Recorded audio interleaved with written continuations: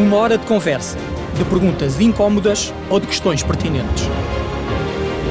Uma hora para saciar a curiosidade e divulgar as mais recentes descobertas científicas que impactam as nossas vidas e a sociedade. Uma hora que passa num instante. Uma hora de ciência com impacto. Sejam bem-vindos, o meu nome é Paulo Caetano e este é o podcast de Ciência com Impacto. Nesta nossa terceira temporada temos uma parceria com a Marinha Portuguesa que nos recebe em alguns dos seus espaços mais emblemáticos. Hoje estamos a gravar na fragata Dom Fernando II e Glória e o nosso convidado de hoje é o comandante da fragata Peixoto Queiroz. Senhor Comandante, muito obrigado por nos ter recebido aqui na fragata. Boa tarde, muito obrigado por terem vindo e é com todo o prazer que o recebemos aqui na fragata Dom Fernando II e Glória. Muito obrigado. O comandante Peixoto Queiroz concluiu em 1985 o curso de Marinha na Escola Naval. 2 anos depois especializou-se em armas submarinas. Em 1998 terminou o curso naval de guerra e em 2012 fez o curso de promoção oficial general. Comandou o navio Ribeira Grande e foi oficial imediato no Hermenegildo Capelo e no Polar. Foi adjunto do comandante do agrupamento de navios hidrográficos e desempenhou tarefas na Autoridade Marítima, onde foi capitão dos portos de Lisboa e de Cascais. Foi ainda comandante regional da Polícia Marítima e diretor do Instituto de Socorros a Náufragos. Desde março de 2017 é o comandante do navio-museu Fragata Dom Fernando II e Glória, onde nos encontramos. Comandante, muito obrigado por, mais uma vez, por nos ter recebido aqui. Eu diria quase, enfim, a sua casa é um magnífico museu e é um magnífico navio e vai ser um mote da nossa conversa. Este navio-museu é único e tem uma história incrível e foi por causa de ser único e por causa da sua história que foi recuperado. E eu queria conhecê-lo um pouco, mas queria começar pelo nome. De onde é que lhe vem este nome, Dom Fernando II e Glória, e já agora onde é que ele foi construído? O navio tem este nome devido, na altura em que foi construído, em 1842, que foi lançada a água em Damão, na antiga Índia portuguesa. O rei consorte era Dom Fernando II, a rainha Dona Maria e também, como foi construído na Índia, os goeses e todos os portugueses na Índia tinham muita admiração pela Dona Maria, pela Nossa Senhora da Glória, e então ficou o Glória 2 vezes, digamos assim, era o nome da rainha e da Santa Padroeira. O navio foi construído em Damão. E porquê Damão? Damão tinha essa capacidade, tinha um estaleiro que já construía navios antes dos portugueses lá chegarem, e tinha uma mata na Garaveli, uma mata muito grande de árvores de teca. A teca é uma madeira muito resistente e muito leve, ou seja, tem as duas características ótimas para um navio à vela, que é movido pelo vento, claro. Por isso quanto mais leve, melhor e mais velocidade dá, e sendo mais resistente o navio acaba também por durar mais. Porque a água salgada é altamente corrosiva e, portanto, e a própria madeira é um material que necessita de um acompanhamento muito constante. Claro. Por isso é que os navios tinham uma equipa de carpintaria e de calafetagem muito grande. E é um trabalho contínuo, não é um trabalho que se diga, já fizeram, não, está sempre a acontecer qualquer coisa ou que apodrece ou que parte. Ou no limite vai-se precaver e vai-se substituindo. Mas depois foi aqui destes estaleiros, ele foi rebocado, digamos, para ser armado. Sim, o navio, a parte do casco foi construída em Damão, depois foi rebocado para Goa, e em Goa é equipado, a colocação dos mastros, todas as velas, todo o cordão e toda a logística necessária para que o navio possa navegar, e foi isso que aconteceu. De 1842 até 45 até fevereiro de 45 esteve a ser aparelhado, e faz a sua primeira viagem de fevereiro, 2 de fevereiro, Que regressa a Portugal. de Goa para Lisboa, e chega a Lisboa 4 de julho de 1845. Esta fragata foi um dos últimos exemplares do seu tempo, no que se refere à construção naval.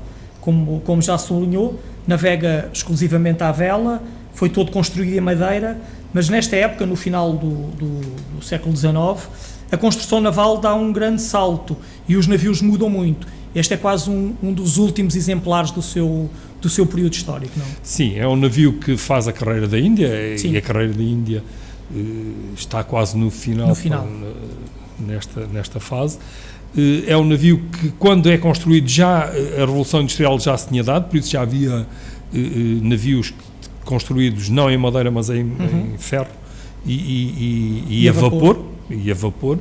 Esta transição acaba por ser muito parecida com a transição dos veículos de combustão para os veículos elétricos. Sim. Ou seja, o vento existia, desde que houvesse vento o navio podia navegar. A transição para o carvão, para o vapor que necessitava de carvão ou madeira, não foi tão rápida, por isso é que os navios mantêm ainda, os tais navios mistos, a propulsão à vela e a propulsão a vapor, porque não era fácil de encontrar carvão em todos os portos, ou seja, isto foi um processo que levou tempo, do carvão e depois do diesel, da nafta e do diesel, mas leva tempo mais tarde porque não estava disponível. E além do que o preço é muito mais barato. Navegar à vela era muito mais barato, claro, e retirava capacidade de carga aos navios, porque tinham que transportar também carvão ou madeira para poderem navegar. Sabemos quantas viagens é que este navio fez na carreira das Índias? Este navio, eu posso, antes de chegarmos às viagens, posso-lhe dar o que é que este navio faz 180 anos em 2022, que foi desde que foi lançado à água, ainda mão, e foi durante cerca de 33 anos um navio de guerra, apesar de nunca ter entrado em combate. Posteriormente foi escola de artilharia naval cerca de 72, 73 anos.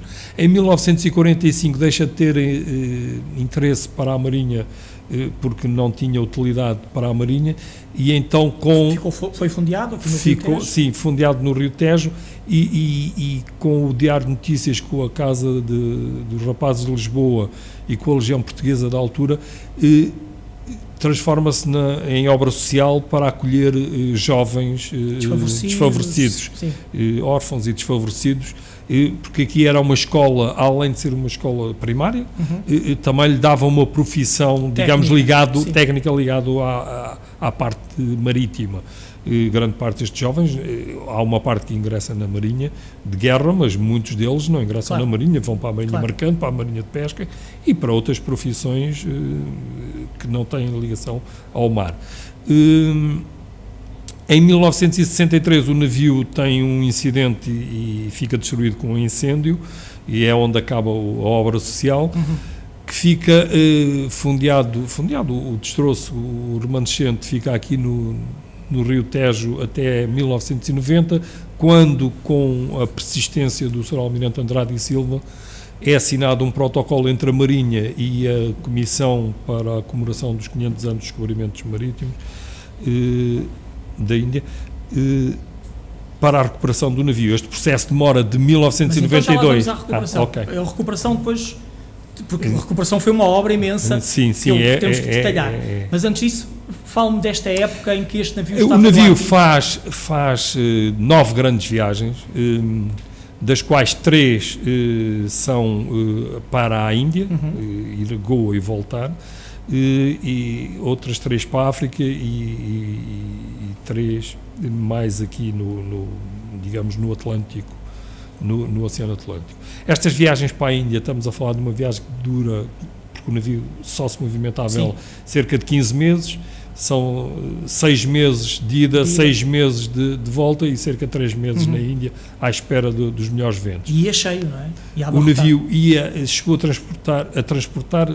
chegou a ter a bordo 650 pessoas, porque a guarnição, a guarnição são as pessoas que o fazem fixas e que o fazem, digamos, funcionar.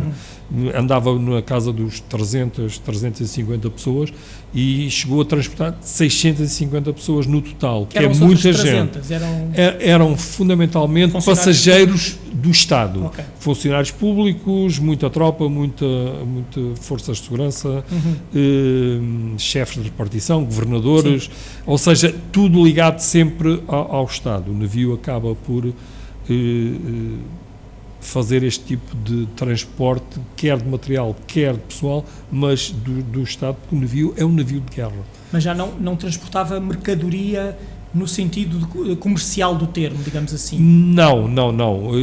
Transportava... Tinha missões oficiais de Marinha. Missões oficiais da Marinha e do Estado. Sim, do Estado. Porque, por exemplo, houve uma altura que teve que transportar gado da África do Sul para Moçambique, em Angola, mas era para o Estado.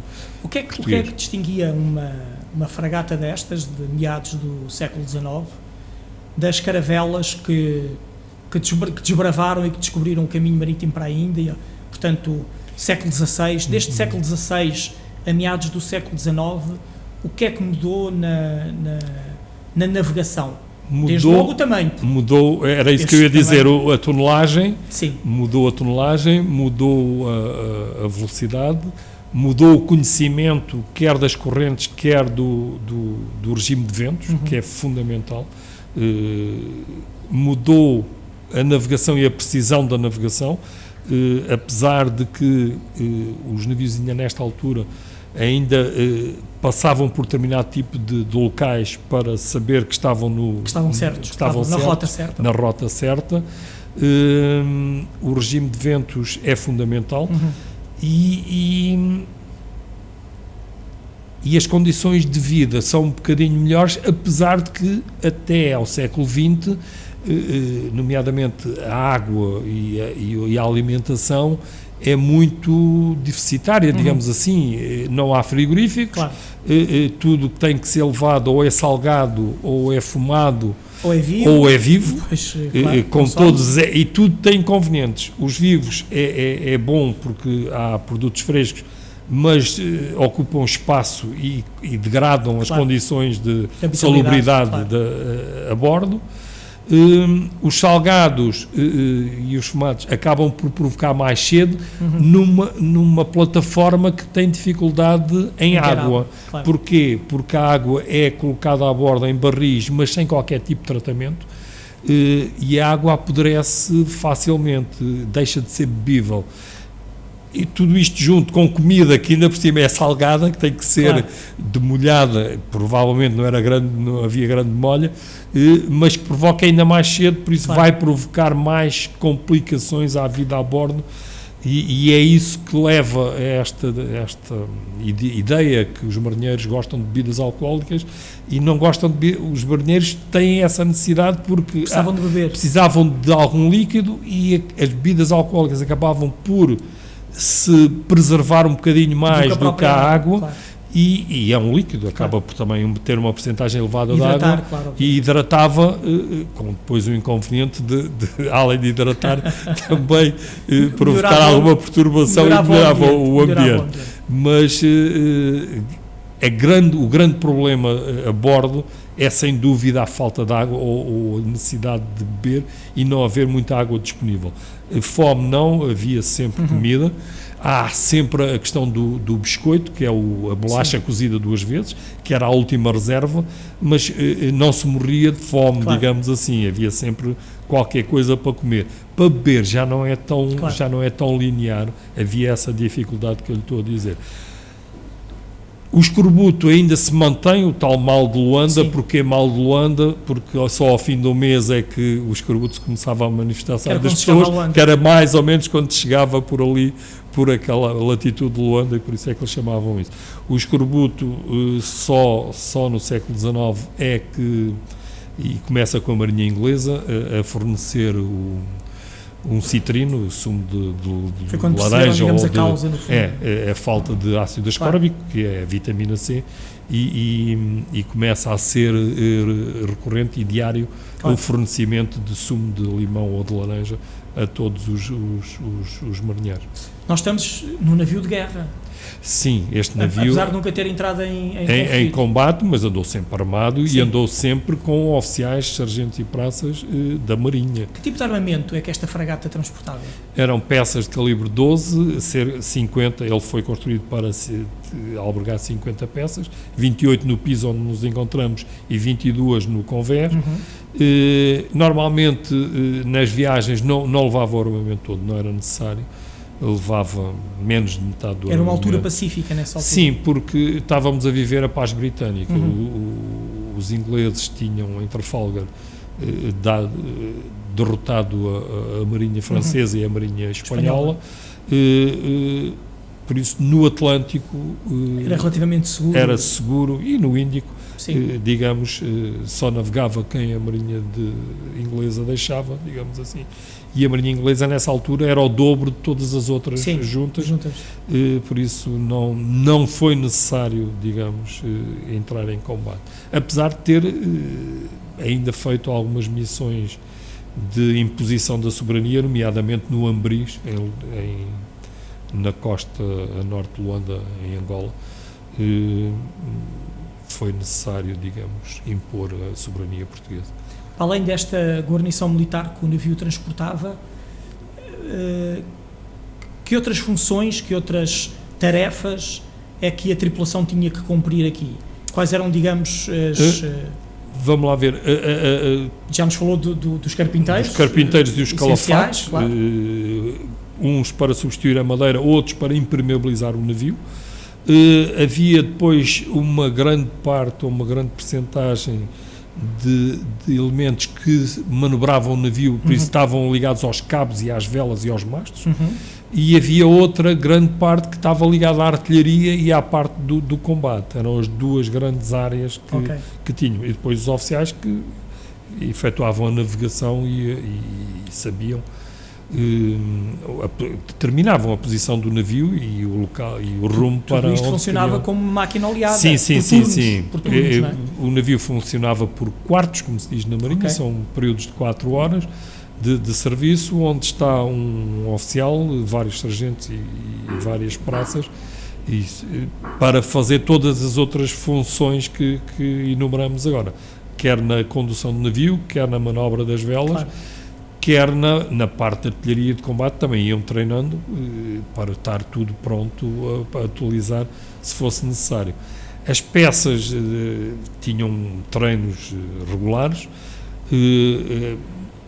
a guarnição de uma peça era numerosa, 5, 6 pessoas. Portanto, cada canhão, digamos assim, tinha 5 pessoas pelo menos, e tinha um elemento que normalmente era o mais jovem e o menos qualificado, digamos assim, que ia buscar ao paiol a pólvora, o saco de 3 kg de pólvora que eram necessários para disparar cada uma das peças. Era a chamada carreira da pólvora. Havia um paiol avante, outro paiol a ré.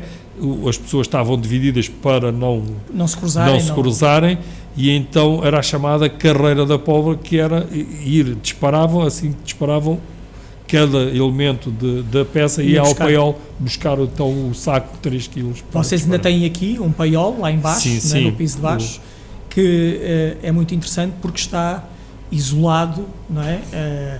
Em cimento e em chumbo, com tijolo e depois com chumbo, para evitar pegar fogo, porque o navio era de madeira, não é? Sim, o navio era de madeira e na altura não tínhamos luz elétrica. Sim. A luz era as por velas, era por velas ou candeeiros. Claro. E estamos a falar de uma fonte de ignição que não poderia estar próximo da pólvora. Então os 2 paióis eram, como disse bem, além do tijolo, eram revestidos a chumbo para evitar fricções, para evitar qualquer ignição que pudesse fazer com que a pólvora ardesse ou detonasse, e punha em causa a sobrevivência do navio, e isso aconteceu em vários navios. Era absolutamente necessário no navio destes, e nomeadamente quando fazia uma uma destas longas viagens de 6 meses, era absolutamente necessário uma hierarquia rígida, calculo eu. Sim, tinha que haver muita disciplina a bordo, ou seja, as pessoas fazerem aquilo que tinham que fazer, e bem, e depois era muito tempo confinado, e nós estamos a passar, ou acabamos de passar, por dois confinamentos, e sabemos bem o que custa estar confinado, e claro, o navio acaba por ser isso mesmo, para manter... Não havia diversões. Havia algumas diversões, mas não seja, havia alguns períodos em que as pessoas podiam divertir, nomeadamente os passageiros.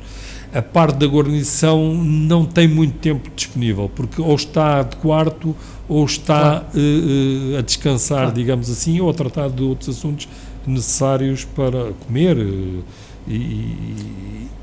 ou seja, não há grandes tempos mortos. Claro. Agora, os passageiros que aqui estavam tinham muito tempo, não podiam andar à vontade pelo navio, porque, nomeadamente, ir ao convés para ver a luz do dia, digamos assim, porque atrapalha. O navio necessita de... Porque há cordas, porque há atividade. Há atividade, e não se pode, tem que ser com autorização, não podem ir todos ao mesmo tempo lá para cima, ou seja, tem algum tempo disponível. Não era bom também ser passageiro, porque tinham que gastar o tempo. Nós vimos aqui, os beliches eram apertados. As macas, estamos a falar de macas onde as pessoas dormiam, que são penduradas, digamos, na coberta, que é no piso inferior onde nos encontramos. É preciso também essa disciplina, porque é o mesmo espaço onde se convive, onde se dorme, é o mesmo que é onde se come. Na hora das refeições tem que se converter, tem que se tirar as macas não existem, e tem que se montar as mesas e toda esta panóplia da refeição para 600 pessoas num espaço confinado. Claro. E depois é preciso arrumar isso tudo para dormir durante a noite. Os horários são rígidos, têm que ser rígidos, a parte das refeições também, o fogão é outra zona, além dos paióis, é a terceira grande zona de perigo. Por isso só com um tempo bom ou razoável é que pode ser aceso. É muito controlado, ou seja, os horários têm que ser rígidos e cumpridos para não haver problemas. Existia aqui uma diferenciação social marcada. Desde logo estávamos no século XIX. Sim, entre o comandante e os oficiais e o resto dos marinheiros, é interessante, e vimos aqui neste navio, não é? A zona do comandante com o seu camarote, com a sua zona de estar, com a sua escrivaninha, ou com a sala de jantar dos oficiais, e depois o refeitório dos marinheiros e dos passageiros. Essa diferenciação social sentia-se. Havia alguma, e tem que haver, porque eram eles que impunham, digamos, a disciplina e a vivência a bordo. O comandante, os alojamentos são melhores, porque também são alojamentos que podem ser cedidos a almirantes que podiam embarcar, ou passageiros com importância suficiente para acontecer, não é? Sim, o navio numa das viagens para a Madeira transporta a segunda mulher de Dom Pedro, a imperatriz do Brasil, e a sua filha, que estava tuberculosa, e vai de Lisboa para a Madeira. E nesse tipo de situações essas acomodações eram para digamos, para a imperatriz e para a sua filha, e para o séquito que acompanhava e desalojavam o comandante, porque acaba por ser alojamentos de representação e do país, porque o navio é um navio de Estado. Sim. Mas há essa diferenciação. No período em que este navio navega, grande parte da tripulação ainda é forçada, digamos, é recrutada de uma forma forçada, digamos assim. Tem que haver algum distanciamento e alguma disciplina, porque se as pessoas estão aqui obrigadas e contrariadas, não é fácil manter, digamos, a disciplina. Só que uma disciplina muito férrea que se mantinha a ordem e o funcionamento do navio. E o navio levava algum tempo até formar a equipa, porque não é de um dia para o outro que se consegue pôr uma equipa a funcionar que consiga manobrar os mastros, as velas, as vergas, e tudo isto o que é necessário, e mesmo a própria logística, e depois da alimentação. atenção de meses a fio aqui, sim, de tensões em espaços fechados. 3 meses seguidos, até aportar a algum porto. Sim. E então, há pouco interrompi-o, estava-me a falar já dos anos 90, tínhamos vindo por aí afora até aos anos 90, a altura em que se decide recuperar este exemplar. Recuperar o navio. Eu só queria chamar a atenção, e porque faleceu aqui há pouco tempo o príncipe consorte inglês, que em 1957, numa das estadias ou visitas de Estado da Rainha Isabel II a Portugal, o navio nessa altura era obra social, e o príncipe Filipe visitou o navio porque achou interessante que o navio de guerra tivesse sido reconvertido como obra social e que albergasse miúdos desfavorecidos e lhes desse formação técnica e educação, digamos assim. Se calhar viajou numa daquelas galeotas reais que temos no Museu de Marinha, não? Sim, nessa altura, e visitou aqui o navio, e isso está documentado. Em 1990, então, com a persistência do Almirante Andrade e Silva, é assinado esse protocolo com a Comissão para as comemorações dos descobrimentos, os 500 anos dos descobrimentos portugueses, e de 90 a 98 o navio é, digamos, reconvertido. A lei do mecenato teve aqui uma importância grande. Sim, há um conjunto enorme de entidades e de empresas e de particulares que contribuíram em dinheiro para que o navio fosse reconstruído, digamos assim. Como é que se reconstrói um navio que é um destroço, apesar de, como já disse várias vezes... Cerca de 10% foram aproveitados, cerca de 10% da madeira foi aproveitada. Reconstrói-se porque em Aveiro há um estaleiro, Ria Marino, que tem ainda muita gente ligada à construção naval em madeira. Digamos, os planos ainda existiam no Arquivo Geral de Marinha, e o Arsenal do Alfeite também ainda tem essa capacidade de trabalhar a e de conseguir aparelhar uma fragata do século XIX. Mas, portanto, acima de tudo existia muita documentação histórica. Há documentação e há capacidade de construção. Há carpinteiros de machado, quer no Arsenal do Alfeite, quer nesse estaleiro em Aveiro, que já não existe. A reconstrução atual seria mais complicada. Eventualmente, neste momento, Vila de Conde ainda tem capacidade de construção em madeira, e eventualmente aqui em Sarilhos também, mas navios um bocadinho mais pequenos. Sim. Eu não sei, o Arsenal do Alfeite ainda tem alguma capacidade, mas para esta dimensão começa a ser mais difícil, porque a construção em madeira não é muito usual atualmente. Claro. É mais ou em fibra ou em ferro. Ou em mas há, digamos, toda uma reconstituição histórica, sim, não é? Sim, com essa que o Arquivo Histórico consegue-se recuperar grande parte dos planos e reconstruir, digamos, à época, e houve essa preocupação de reconstruir o navio o mais rigoroso possível da sua construção inicial em Damão e a aparelhagem em Goa. A reconstrução segue o mesmo mecanismo, o mesmo princípio, que acabou por ser reconstruído o casco em Aveiro e depois vem para Lisboa, para o Arsenal do Alfeite rebocado, e acaba por ser aparelhado aqui no Arsenal do Alfeite. É aumentado ao efetivo da Marinha em abril de 1998 e vai estar toda a exposição da Expo 98 em Lisboa, e vai estar exposto.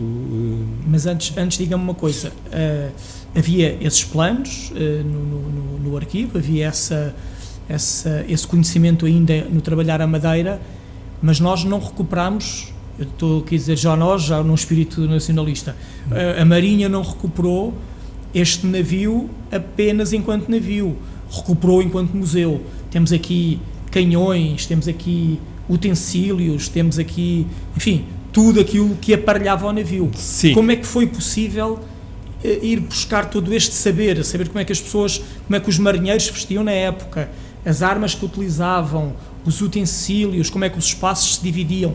Há aqui todo Sim, há um trabalho de pesquisa, enorme, há um trabalho de pesquisa de arquivo. Sim. Fundamental, porque tudo isto estava documentado e há documentos que dizem como é que se fazia, como é que se navegava, como é que era passado o dia quando estava a navegar, ou quando estava num porto, ou quando estava aqui em Lisboa, que era o Porto de Armamento. Toda esta documentação existe. Houve todo um trabalho que levou alguns anos claro. De identificação desta documentação, dos planos, e só assim é que foi possível reconstruir o navio. Depois há já uma preocupação de musealização do navio, ou seja, além de a reconstrução ser o mais rigorosamente possível, há depois a necessidade de musealizar o navio, cenografar, digamos, à época, como é que as pessoas se vestiam, como é que era a artilharia, como é que eram os mastros, como é que eram toda esta, e este espólio foi construído de raiz, ou seja, são réplicas ou há aqui algum espólio original? Original é o sino e 10% da madeira, digamos, que se conseguiu recuperar. Tudo o resto foi reconstruído, ou no Arsenal do Alfeite, ou na Vista Alegre, por exemplo, toda o conjunto dos oficiais. De Palamenta, toda a Palamenta foi reconstruída na Vista Alegre. A parte dos cabos e das velas é tudo na altura ainda marinha. Cordoaria ainda se consegue recuperar muito dessa... Há cordas por todo o lado, há acordame por todo o lado. Portanto, o cordame e o poliame acaba por ser reconstruído na Marinha, no Arsenal e na Cordoaria, e alguma é comprada, digamos assim, a empresas que fazem cabos. Portanto, na Expo 98 é aberto ao público. Como é que foi a reação? Foi boa e teve milhares de visitantes durante os 6 meses que esteve exposta na Expo. Teve muita gente, quer chefes de Estado que a visitaram, quer governantes, quer público em geral que a visitou.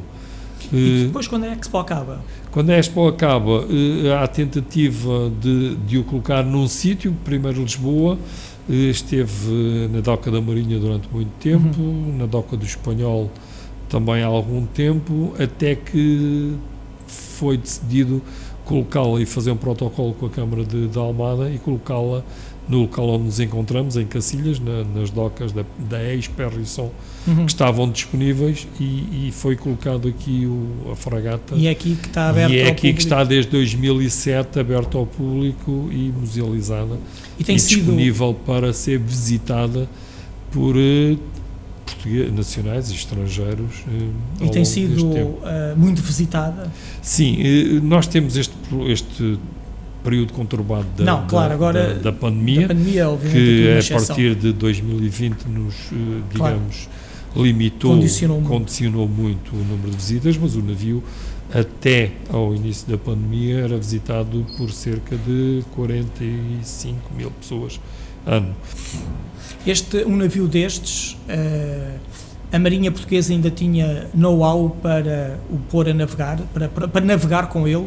Ainda existiria tripulação para navegar com ele? Sim, a Marinha ainda tem 2 navios à vela, o Crioula e a Sagres. E tem capacidade e tem elementos com conhecimento suficiente para navegar à vela. Por isso a resposta é sim, há essa capacidade. Este navio não está para aí vocacionado. Sim, não é um museu. Não é o objetivo deste navio. O objetivo deste navio é ser um museu e ser visitado pelas gerações vindouras, digamos, pelos miúdos das escolas. 50% das nossas visitas são miúdos das escolas, e que vêm ver, digamos, esta época que o navio representa, que é das descobertas E era isso que...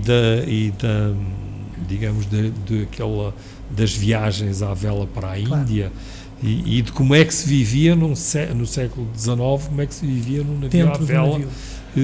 com todas as limitações que existiam, quer e já falamos, da alimentação, quer da água, quer do próprio vento, porque há alturas em que não há vento Sim.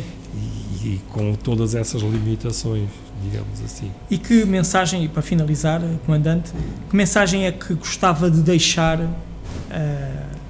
a quem possa estar interessado a quem tenha ficado curioso em conhecer aqui a fragata Dom Fernando II e Glória?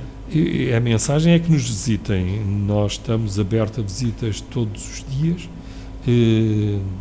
até às 18 horas no verão e até às 17 no inverno. E o navio está musealizado, é uma viagem no tempo. É uma viagem no tempo. É uma viagem no tempo, mostra a nossa maritimidade, mostra a forma como os nossos antepassados navegaram em navios à vela, mostra a nossa capacidade e engenho de construção, de navegação, e é sempre um prazer visitar um navio destes. Então, para um miúdo na escola que fala de história, que está a dar a história, pode viver a história, a parte marítima da história e das nossas descobertas, visitando este navio, que está aqui disponível para isso. Quero-lhe agradecer imenso esta conversa que teve connosco, quero-lhe dar os parabéns pelo magnífico estado em que esta fragata se encontra e pela missão social que desempenha, como estávamos a falar, do ponto de vista educativo e de sensibilização dos mais jovens, e pronto, e mais uma vez muito obrigado por ter estado connosco aqui no Ciência com Impacto. Obrigado nós e obrigado por nos ter visitado e por ter, digamos, efetuado esta divulgação Foi uma experiência única para mim, confesso que não conhecia. Da Marinha. Ciência com Impacto despede-se, regressamos daqui a uma semana com um novo convidado e um novo tema. Até lá. Obrigado. Ciência com Impacto é um projeto que conta com o apoio da Bondalti, a maior indústria química portuguesa.